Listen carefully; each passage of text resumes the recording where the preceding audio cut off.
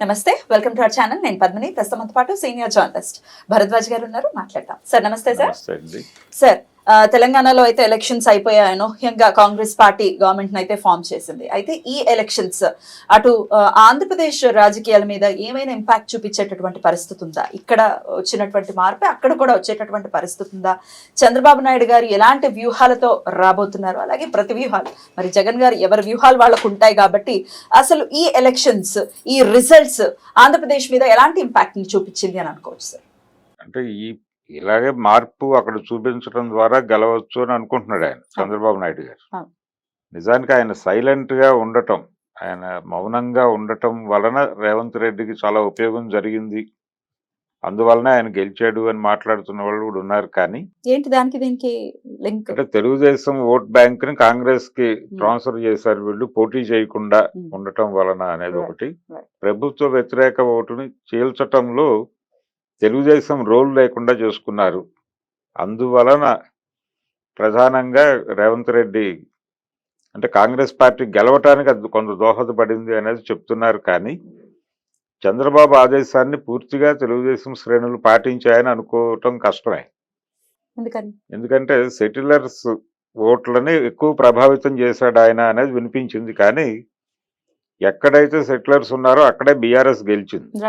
ఇది వరకు కూడా అదే, అంతకుముందు కూడా అదే. అంటే ఎందుకు వీళ్ళు వాళ్ళకే ఓటేశారంటే, పక్కూరు నుంచి వచ్చిన వారు, పక్కూరు నుంచి బతకటం కోసం ఒక ఊరు వచ్చిన వాళ్ళు జనరల్గా ఆ ఊళ్ళో ఉన్నటువంటి వాళ్ళు బలమైన వాడు, లోకల్గా ఉన్నటువంటి ఒక బలమైన నాయకుడు కావచ్చు, లేకపోతే రౌడీ కావచ్చు, వాళ్ళకి కొంత పెద్దపీట వేస్తారు. ఇది ఎక్కడైనా జరిగేది, బతుకు తెరువు కోసం పక్క ఊరు నుంచి వచ్చిన వాళ్ళు. అందులో భాగంగా వాళ్ళందరూ బీఆర్ఎస్ కి అండగా నిలబడ్డారు, బీఆర్ఎస్ ని ఆ పొజిషన్ లో చూశారు. వాళ్ళు తెలంగాణ తెచ్చిన పార్టీ కాబట్టి దీని అండ మనకు అవసరం అవుతుంది అని అనుకున్నారు, దానికి అండగా నిలబడ్డారు. తెలంగాణ ఓటర్కి ఈ గొడవ లేదు. తెలంగాణ డిఫాల్ట్ వాళ్ళు, తెలంగాణ ఓటు కేసీఆర్ కి వ్యతిరేకంగా వెళ్ళింది, కాంగ్రెస్ వైపు వెళ్ళింది తెలంగాణ ఓటే. సెటిలర్స్ అంటే కేవలం ఆంధ్ర వాళ్ళు మాత్రమే లేరు ఇక్కడ. భారతదేశ వ్యాప్తంగా అనేక రాష్ట్రాల నుంచి ఇక్కడికి వచ్చిన వాళ్ళందరూ తెలంగాణలో బీఆర్ఎస్ ఓటేశారు. ఈ ఓటర్లను ప్రభావితం చేయలేకపోయాడు చంద్రబాబు నాయుడు అనేది చాలా క్లియర్. అయితే ఈ మార్పుని ఏపీలో చూపించడం ద్వారా అక్కడ కూడా మార్పు తేగలను అని అనుకుంటున్నాడు ఆయన. కానీ అది అయ్యే పరిస్థితి కనిపించడం లేదు. వ్యతిరేకత ఉంది జగన్ గారికి అనేది అందరికి, ఇట్స్ అన్ ఓపెన్ థింగ్ కదా సార్. అంటే మీకు తెలంగాణలో రూరల్ ఓటు వ్యతిరేకంగా వెళ్ళింది, ప్రభుత్వానికి వ్యతిరేకంగా వెళ్ళింది. కానీ అక్కడ రూరల్ ఓటునే సెక్యూర్ చేసుకున్నాడు ఆయన, జగన్మోహన్ రెడ్డి గారు. కాబట్టి రూరల్ ఓటు బలంగా ఉంది. అలాగే ఇక్కడ అర్బన్ ఓటు ప్రభుత్వానికి అనుకూలంగా వెళ్ళింది, అక్కడ ఆ పరిస్థితి లేదు. అంటే అర్బన్ ఓట్లో కొంత తేడా వచ్చే పరిస్థితి ఉంది. అక్కడ దేనికి ఎక్కువ మెజారిటీ ఉంది సార్? అక్కడ అర్బన్ ఓటు కొంత టీడీపీ వైపు వెడుతుంది, కానీ మొత్తం వెడుతుందని చెప్పడానికి లేదు. అలాగే మిడిల్ క్లాస్ ఓట్ల మీద ఎక్కువ హోప్స్ పెట్టుకుని ఉన్నాడు చంద్రబాబు నాయుడు గారు. అది కూడా పెద్దగా చెదిరే పరిస్థితి కనిపించట్లేదు. ఆయన మీద అంత పెద్ద సింపతి వేవ్ కూడా లేదు. అక్కడ జైలుకి వెళ్ళి వచ్చాడు ఆయన, 50 రోజులు జైల్లో ఉండి వచ్చానని చెప్తున్నాడు, ప్రజల్లోకి వెళ్ళాడు ఆయన, మొదలైంది. కానీ ప్రజల్లో అంత పెద్ద బలమైన సింపతి కనిపించడం లేదు. ఇప్పుడు ఈయన సిట్టింగుల్ని మార్చటం అనేటువంటి వ్యూహం తీసుకున్నాడు. ఇది కూడా బాగానే వర్కౌట్ అయ్యే పరిస్థితి ఉంది. నిన్న మంగళగిరి ఎమ్మెల్యే రామకృష్ణారెడ్డి రిజైన్ చేశాడు. ఎందుకంటే చిరంజీవికి ఇస్తున్నారు అక్కడ పద్మశాలి కులానికి చెందినటువంటి చిరంజీవికి ఆల్మోస్ట్ టికెట్ కన్ఫర్మ్ అయిపోయింది మంగళగిరిలో. కారణం ఏంటంటే కుల సమీకరణలే చూస్తున్నారు క్లియర్గా. దుగ్గిరాల ప్రాంతంలో కమ్మ సామాజిక వర్గం తాలూకా ఓట్లన్నీ టీడీపీకి వెళ్ళిపోతాయి సాలిడ్గా అనేది అర్థమైపోయింది వాళ్ళకి. సో మంగళగిరి ఓట్లని నమ్ముకుంటున్నారు వాళ్ళు. మంగళగిరి టౌన్ చుట్టుపక్కల ఉన్నటువంటి పద్మశాలి కులం తాలూకా ఓట్లని మనం క్యాప్చర్ చేయాలని బలంగా అనుకున్నారు వాళ్ళు. అందుకనే ఆయన్ని దింపి రామకృష్ణారెడ్డిని పక్కన పెడుతున్నారు. ఆయన హర్ట్ అయ్యి రాజీనామా చేశాడు. కానీ మొత్తానికి దౌత్యం ఫలించింది, ఆయన ఇప్పుడు బయటకు వెళ్ళట్లేదు. పార్టీలోనే ఉంటున్నాడు. అలా ఆయనకి ఎంతమందిని ఆపగలరు సార్ అలా ఇప్పుడు కేసీఆర్ గారి ఆలోచన ఏదైతే ఉందో సేమ్ అలాంటి పరిస్థితి జగన్ గారికి కూడా వస్తే ఎంతమందిని ఆయన ఎదుర్కోగలరు? లేదు, ఇప్పుడు ఆయన మార్చదలుచుకున్న వాళ్ళందరితోనూ కూర్చోబెట్టి వాళ్ళకి ఏదో ఒక ప్రత్యామ్నాయం కల్పించి, రామకృష్ణారెడ్డికి ఎలాగైతే ఒక వేరే ప్రోగ్రామ్ ఇచ్చారు ఆయన, అందరికీ ఆల్టర్నేటివ్స్ ఉంటాయి సార్? దొరుకుతాయి. ఏదో ఏదో పద్ధతిలో వాళ్ళని సంతృప్తి పరచాలి. రైట్. ఆ సంతృప్తి పరచటం ఎలా అనే దాని మీద ఇప్పుడు వ్యూహరచన చేస్తున్నాడు ఆయన. తెలంగాణ అనుభవంతో గెలిచే వాళ్ళకే టికెట్లు ఇచ్చే ప్రయత్నం చేస్తున్నాడు ఆయన. దీనిలో అన్నీ చూస్తున్నారు, ప్రతిదీ. మంగళగిరి వ్యవహారానికి వస్తే ఏ సెగ్మెంట్లో ఏ కులానికి ఎన్ని ఓట్లు ఉన్నాయి, వాళ్ళు ఎలా ఉన్నారు, ఇవన్నీ క్యాలిక్యులేట్ చేసుకునే రామకృష్ణారెడ్డిని మార్చారు. రోజా గారికి కూడా ఈసారి టికెట్ ఉండకపోవచ్చు అనేది వినిపిస్తోంది. చాలా మంది మారుతారు, మంత్రులే చాలా మందికి టికెట్లు వచ్చే పరిస్థితి లేదు ఇప్పుడు. కాబట్టి ఆయన చాలా క్లియర్గా ఎట్టి పరిస్థితుల్లోనూ తిరిగి గెలవాలి అని కసరత్తు మొదలుపెట్టాడు, నడుస్తోంది. జనంలో కూడా అంత పెద్ద భారీ వ్యతిరేకత లేదు జగన్ మీద. బయటకు చెప్తున్నటువంటి వ్యతిరేకత లోపల లేదు. రూరల్ ఓట్ బ్యాంకు కొంత ఆయన వెనకాలే ఉంది. రెండోది, తెలుగుదేశం పార్టీ అంటే నేను ఇది చేస్తాను అది చేస్తానని చెప్తున్నాడు ఆయన. కంపారిజన్ చేసుకుంటున్నారు జనాలు. గతంలో ఆయన అంటే ఆయనే చెప్పుకుంటున్నట్టుగా 14 ఏళ్ళు ముఖ్యమంత్రిగా చేశానని చెప్తున్నాడు చంద్రబాబు. ఈ 14 ఏళ్ల చరిత్రలో ఆయన ఇలాంటివి ఎప్పుడైనా చేశాడా అనేది కంపేర్ చేసుకుని ఆలోచిస్తున్నారు మిడిల్ క్లాస్ నుంచి అందరూ. కాబట్టి ఎప్పుడైతే ఈ ఆలోచన మొదలైందో అక్కడ స్వింగ్ లేదనేది అర్థమవుతుంది. తెలుగుదేశం పార్టీకి ఒక వెల్లువ లేదు. ఆ వెల్లువ లేకపోవడం అనేది జగన్మోహన్ రెడ్డికి కలిసి వచ్చే అవకాశం ఉంది. ఓటర్ కూడా ఇంకా కాస్త సమయం ఉంది, మేలో ఎలక్షన్స్ కాబట్టి ఓటర్ ఎప్పుడైనా మారిపోయేటటువంటి పరిస్థితి ఉంటుంది కదా. మే కాదండి, మేకి ప్రభుత్వం ఏర్పడిపోతుంది అక్కడ. ఏప్రిల్లోనే జరుగుతాయి. Maximum April first week or second week లో జరుగుతుంది. రెండోది, so it is almost 4 months time ఉంది కాబట్టి ఓటర్ కూడా టైం ఉంది. అయితే చాలా జరగబోతున్నాయి నెమ్మదిగా.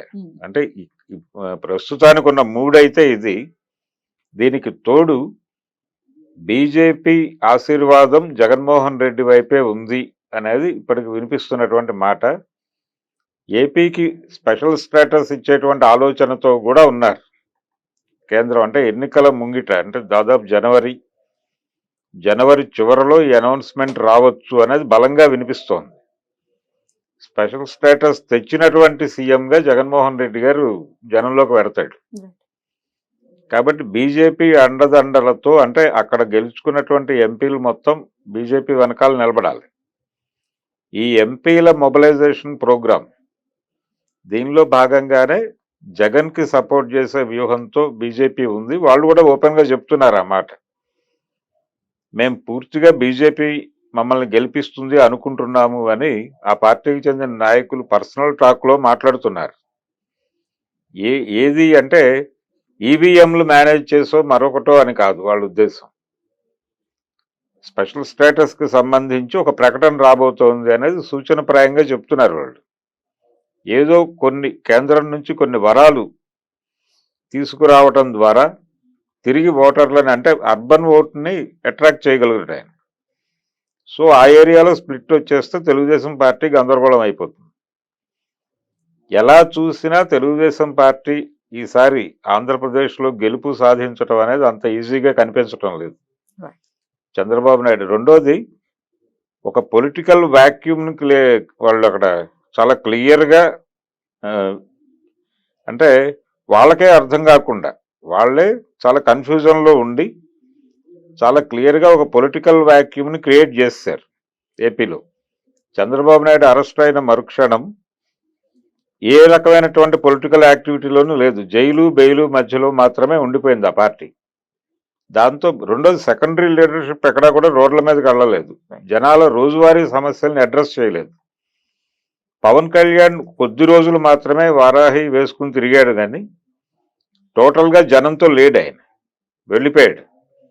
దాంతో వైసీపీ అంటే జగన్మోహన్ రెడ్డి గారే అధికార పాత్ర ప్రతిపక్ష పాత్ర రెండూ పోషించాడు. ఇది కలిసి వచ్చింది ఇప్పుడు. ఆయన ఉదయం పూటేమో ప్రతిపక్ష నాయకుడిగా మారిపోయి గత ప్రభుత్వం అంటే తెలుగుదేశం పార్టీ హయాంలో జరిగిన దారుణాల గురించి మాట్లాడటం, మధ్యాహ్నం నుంచి అధికార పార్టీలాగా మారిపోయి తానేం చేస్తోంది చెప్పుకోవటం, ఇలా డ్యూయల్ రోల్ పోషించాడు.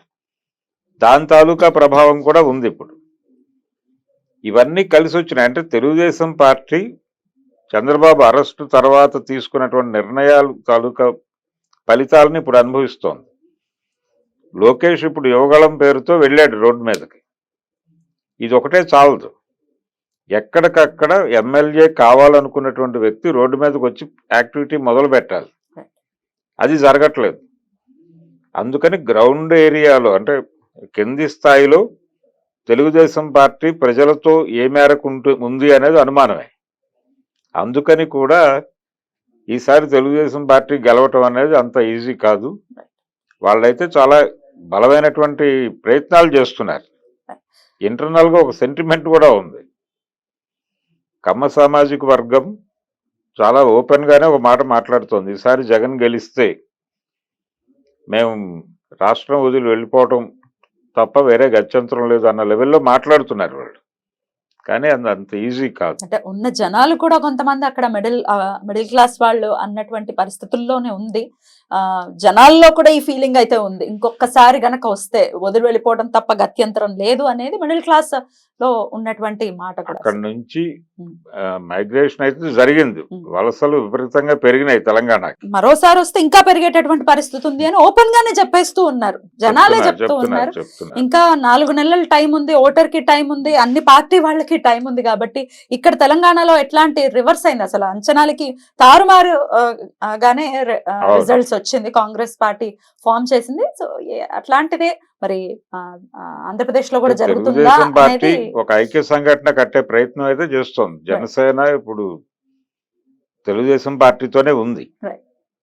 ఉంటుందా లేదా, ఏం జరుగుతుంది అనేది ఇంకా టైం ఉంది. కాబట్టి నిర్ణయం వాళ్ళ ఇష్టం, వాళ్ళు ఉంటే ఉంటారు, లేకపోతే అంటే బీజేపీ ఇండికేషన్ మీద ఆధారపడి ఉంటుంది. ఆయన బీజేపీ వాంటెడ్ గానే పవన్ కళ్యాణ్ అక్కడ పెట్టింది తెలుగుదేశం పార్టీ శిబిరంలో. కాబట్టి ఆ గేమ్ అలా కొనసాగించే అవకాశం ఉంది. సిపిఐ, సిపిఎం వీటితో పాటు ఎన్నికల్లో పాల్గొంటున్నటువంటి వామపక్షాలన్నీ కూడా టీడీపీతో ఉంటాయి ఈసారి. ఇవన్నీ కలిసి బీజేపీ పరిస్థితి ఏంటి, అది ఒంటరిగా పోటీ చేస్తుందా లేకపోతే జగన్మోహన్ రెడ్డి పార్టీతో కలుస్తుందా అనేది ఒక డౌట్ ఉంది. వాళ్ళు విడిగానే పోటీ చేస్తారనేది ఇప్పటికి నా అంచనా. కానీ వాళ్ళ ఆశీర్వాదం మాత్రం జగన్మోహన్ రెడ్డికి ఉంటుంది. అదే జగన్మోహన్ రెడ్డిని గెలిపిస్తుంది అని అందరూ అనుకుంటున్నారు. నాకు కూడా డౌట్ ఉంది. అంటే వాళ్ళు స్పెషల్ స్టాటస్ ఇలాంటివి ప్రకటించి ఆఖరి నిమిషంలో ఓటర్ని మెస్మరైజ్ చేసే ప్రమాదం అయితే ఉంది. చూద్దాం, చాలా ఆసక్తికరంగా మారేటటువంటి పరిస్థితి ఖచ్చితంగా ఎప్పుడు ఉంటుంది, ఇప్పుడు ఇంకా ఉంది. Let's wait what is the result is. Right, thank you sir, నమస్తే.